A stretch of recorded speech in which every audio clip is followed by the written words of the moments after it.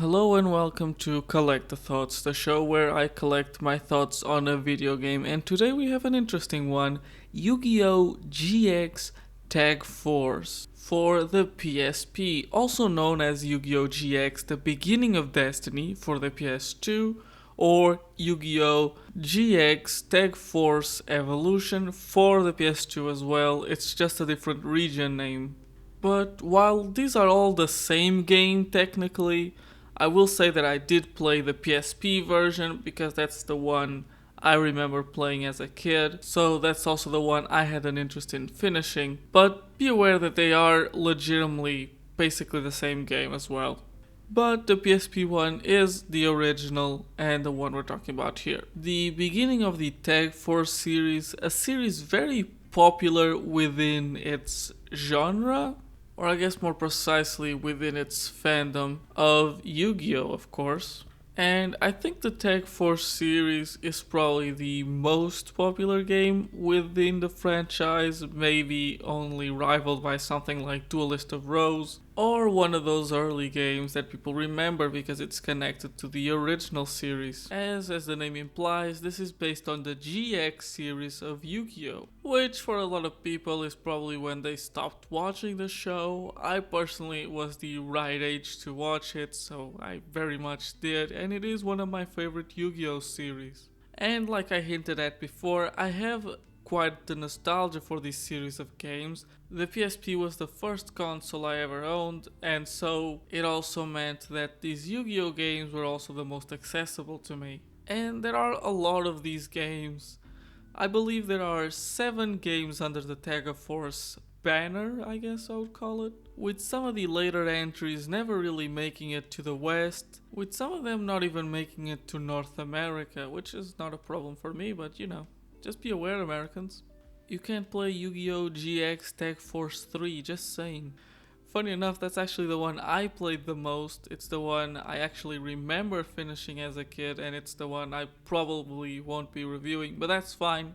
We're here to talk about Tag Force 1, the beginning of the series, and also the most rough of the games, as in the one that's the least established in what it's trying to do. The way this one works is you kind of just arrive at the school and now you can basically do whatever you want. Always on the screen there'll be a timer in days to the ending of the game, which ends in a tournament, as it says also next to the timer.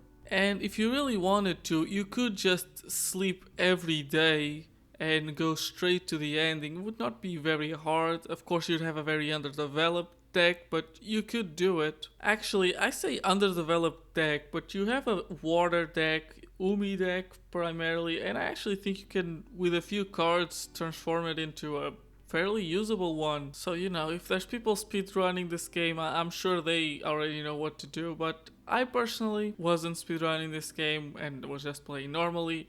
And one of the things about playing this game normally is, my god, you have to make your own pacing in this game or the game will just last forever. For starters, the game starts with over 90 days.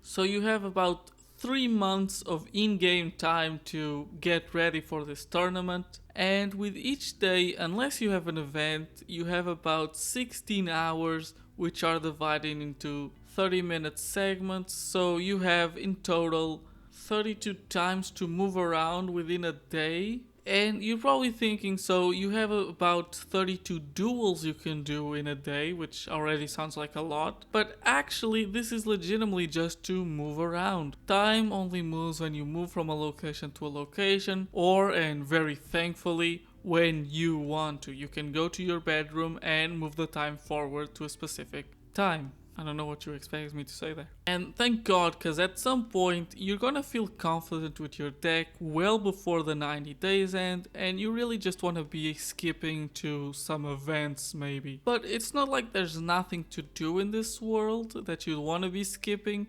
but it is very much that there's not a whole lot to do. There are quite a few different locations, but in each one of them there's always just usually other NPCs for you to duel who are just other students. It's very rare to find weird NPCs who have weirder decks, and I think that's probably one of the weakest parts of this game, is that the dueling itself is kind of just okay. There's not a whole lot of variety. The most variety you'll find here deck-wise is in fighting the main characters, of course, as they will use cards based on their decks from the show, which is a very cool selling point. Another cool selling point is this feature of growing your friendship with them so they can then be your tag duelist. Get it? Tag force. What this means is Tag Force, very uniquely actually from most Yu-Gi-Oh games, has a tag feature where you can play duels of 2v2, which is kinda rare in any Yu-Gi-Oh game. But regardless, the way it works is you make friends with one of the main characters and then they will play with you in these 2v2 modes. And the way these 2v2 modes work is two players will play against other two players on one board. So in some ways you're actually asked to create a deck that has some synergy with your partner to make the game a bit easier. For example, I tried to make Zane my partner, and so I made a Cyber Dragon deck. And the game helps you with that, as when you raise your hearts and friendship with a character, they will unlock packs with their cards in the card store. Speaking of this card store, it's also here that you buy sandwiches, which sounds funny, but it is a big part of this game actually. You can grow a heart with a character in three main ways. One is just dueling them. The other one is talking to them about something they like, maybe. Use the cat is all I'm gonna say without spoilers. And the third one is the sandwiches. You can give them these sandwiches, and if it's to their liking, they will raise in friendship, which is funny. Specifically, you would want to go always for the golden sandwich, which will automatically raise them a heart, which is insane. Now, in terms of how many you can do this to, you can actually do it like a Persona game and just max out everyone. But realistically, that is a bit of a grind, and I think you're gonna be fine just getting one or two. You really just need one to finish the game, so it's whatever. You can even get some partners outside of the main one through some different circumstances. Like for example, you can duel Professor Crowler, your teacher, and if you win with the 8,000 life points difference, by the way 8,000 is the base life points of this game, you will unlock him as a tag partner. By the way, yes, I'm not gonna go into how you play Yu-Gi-Oh in this video. I did that in the Duel Links video if you really wanna see that. Regardless, it is very obvious that this is almost like a beta version of what Yu-Gi-Oh! Tag Force would become. Tag Force, in very much to its name, would eventually go on to be a lot more focused on these 2 versus 2 duels, but I will leave that to talk about more in the sequel. What I want to talk about more about this being a bit of a beta is also in the world. Once again, there's just not a whole lot to do. You can only go to different areas of the map to do more dueling. While it is cool to be in this school as a sort of open world, it is also a very bland open world. Besides the fact some characters you can tag force with will hang around in certain areas of the map, and the fact that some events will happen in certain areas of the map, there isn't really a big reason to move around the map outside of the dorm rooms, which allow you to do a lot of, passing the time and things like that, and the school, which has the store and of course also where you go to classes. Going to classes here still being also very undeveloped. You just kind of watch a very lame cutscene and then you receive some cards maybe if you're lucky. And speaking of kind of lame cutscenes, I do think this is also another piece of this game that really lacks, and that is the writing. Especially when building your friendship with different characters. You never actually have a conversation with them and they grow as a character. They kind of just say things like, I really enjoyed this conversation with you, or I really didn't enjoy it. I really enjoyed this sandwich you gave me. They aren't really characters, which is a shame because GX had some of the funniest characters in the whole series. Which is probably something they're leaning on quite a bit. This is not a game for beginners to Yu-Gi-Oh! Or the Yu-Gi-Oh! Series, which is a shame. A better tutorial would have been nice. I do think the tutorial here is very boring. It doesn't teach you much. But regardless, going back a little bit, even though this game relies so much on the series it's based on, it also misses some quite important things. The main thing for me would be that they didn't really take advantage of the different rankings the school has. Slifer, Ra, and Obelisks, in that order, should be a sign of the difficulty of the deck you're gonna play against, but it really isn't. Sometimes an obelisk will be insanely easy and a slifer will be surprisingly hard, even if they're not main characters. This is something I think they actually were trying to do. You do notice some more complicated decks in the obelisk characters, but maybe they're just poorly built. And this would be something that I think they do fix along the way with newer games. Now, the final thing I want to talk about with this game is the graphics and maybe soundtrack a little bit. And the thing to say is it looks like an RPG Maker game. There's no way around it. I don't believe it was made using that engine, but it is very similar with the way the levels are laid out, where it's 2D pretending to be 3D, and the characters are also 2D with the pixel art style. The actual gameplay though just kinda looks like Yu-Gi-Oh! Really. It's cards.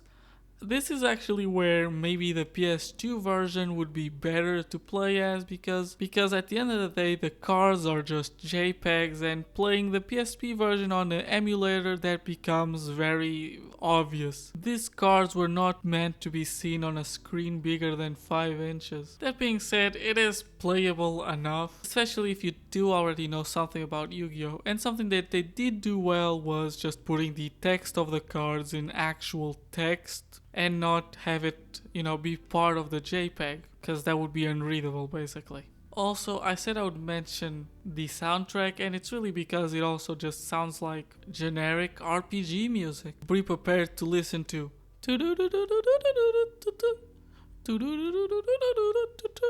for 50 hours. Do not play this game with a shotgun in your room. That was a bad taste joke. Moving on. Well, to finish this off, it is a Yu-Gi-Oh! Game. It is a good time killer, but it's nowhere near as good as the sequels would become. It is a bit too messy and doesn't quite understand pacing, and that's not just a problem with Tag Force, that's a problem with any Yu-Gi-Oh! Game honestly, but this one especially, the whole 90 days, with each day having 32 phases. Thank God for being able to skip time, and also having a calendar that tells you when certain events are gonna happen, so you don't have to go crazy trying to understand when the events happen. There's also just some small stuff you can't really understand why they didn't just add this here, like being able to play as a female given you're playing as yourself entering this school. They only add this in Tag Force 3, by the way. I wonder what gender the core audience of Yu-Gi-Oh! Players is, huh?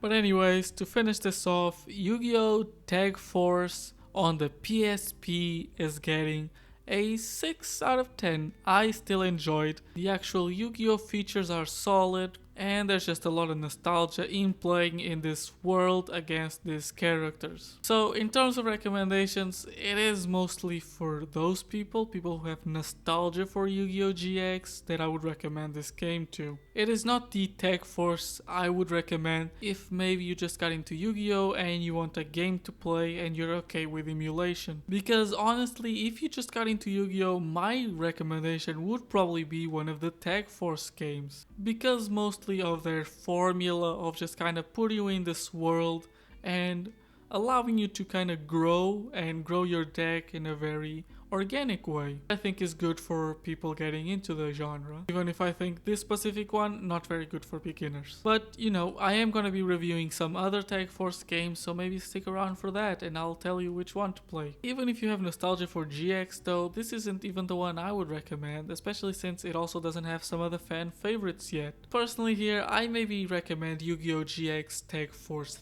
3. I think it's the most complete one out of the GX ones, and it's also one I'm probably not going to be reviewing, so I can easily recommend it in this video. But regardless of whatever you do, especially since it doesn't matter, you can't really buy these games legally anyways now, so you either have to get them used or use the emulation, which I personally am okay with either one, but you know, you do you. And regardless of what you do, I hope that you enjoyed watching, and if so, please consider subscribing, liking, and commenting, all things you can do for free here on YouTube. And regardless of that, I hope you're having a good day, and goodbye.